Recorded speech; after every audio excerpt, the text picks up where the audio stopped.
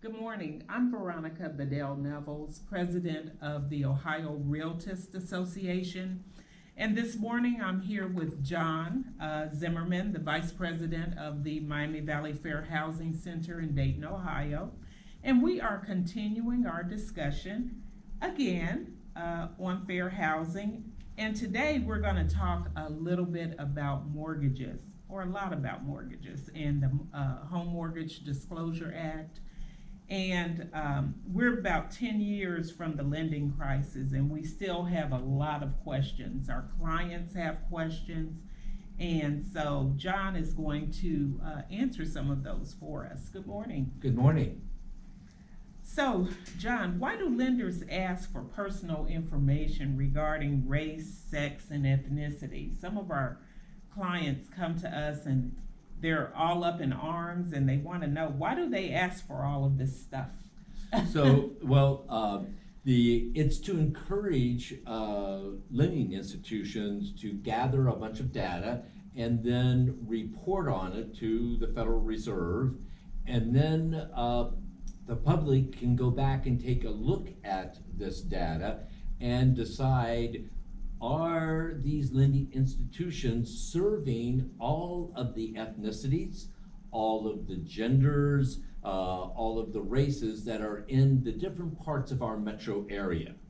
And so lending organizations collect information on every mortgage application, and some of that, of course, includes things like property, location and type, loan amount, purpose, and the actions taken. If you're whether it's going to be a purchase, a refinance, or it's a loan about home improvements, or even a reverse mortgage, okay? And then they collect data on approvals, denials, which ones are withdrawn. I mean, it's really good for a consumer group to go in and say, well, it looks like they're giving out applications to everyone in the metro area, but why is it that the lowest approval rate happens in the African American community? Okay, which can happen sometimes. Yes. Okay, and so this is, data is a really great thing to have, and so it talks about whether the loan is sold or retained, and if it's sold to whom. Okay, the interest rate spread, and then it asks about borrower characteristics: gender, race, ethnicity, and so that a lot of that is not collected now like it used to be collected because of the digital age and how things are done. So not every application, gets a lot, but there are certain forms of applications that do get that information. And so one thing, though, you can let your clients know that borrowers are not obligated to answer the questions about race, sex, or ethnicity. We encourage them to do that because that aggregate data can be used for evidence of compliance, not only with the Home Mortgage Disclosure Act. Okay, it's also with two other laws that are really important to the civil rights mix when it comes to mortgage lending. Of course, there's the Fair Housing Act, but the other two laws are the Community Reinvestment Act and the Equal Credit Opportunity Act.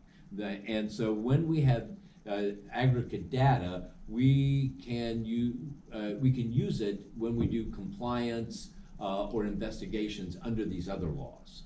So tell us a little bit more about the Community Reinvestment Act, or CRA, as we know it to be.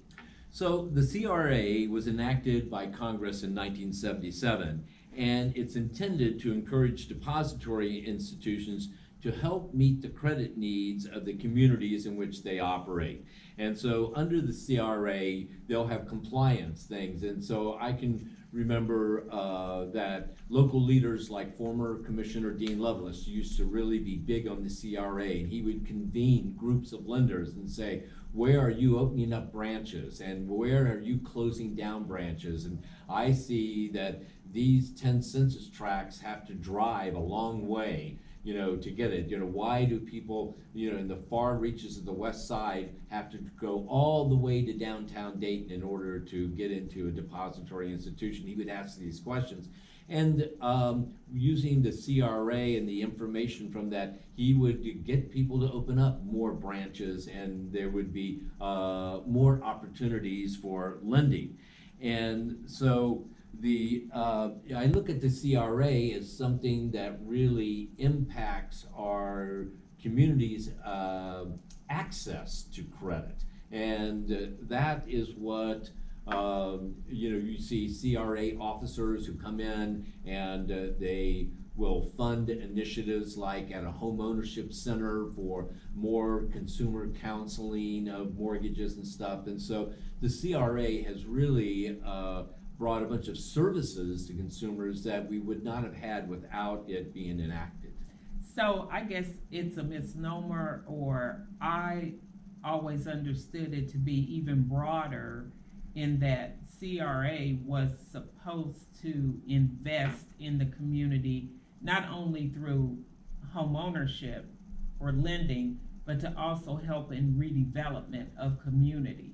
Oh, absolutely, that the business development, in a census tract that is considered a non-opportunity census tract is as important, as getting depository, so that you need to have a mix of everything in there. And by giving access to credit to small business people, that could help a surrounding residential neighborhood. So yeah, your vision of that, I think, is correct. Okay, so what is the Equal Credit Opportunity Act? So as the CRA, impacts neighborhoods and big census tracts and stuff like this, the Equal Credit Opportunity Act really helps the individual. And so it, like the Fair Housing Act, has protected classes, but they're a little bit different. And so race, color, religion, national origin, sex, which are all in the Fair Housing Act, are protected in the Equal Credit Opportunity Act, but also marital status, age, and the receipt of public assistance. So if you're getting a retirement check, Social Security, SSI, SSDI, what is important is not your source of income, but what is important is that you can pay a loan back. And so that the Equal Credit Opportunity Act, when we saw, for example, the predatory loans, which precipitated the Great Recession, and that would steer African Americans to higher cost loans based on their ethnicity as opposed to their credit score. That complaint could be filed not only under the Fair Housing Act, but also bolstered by the Equal Credit Opportunity Act.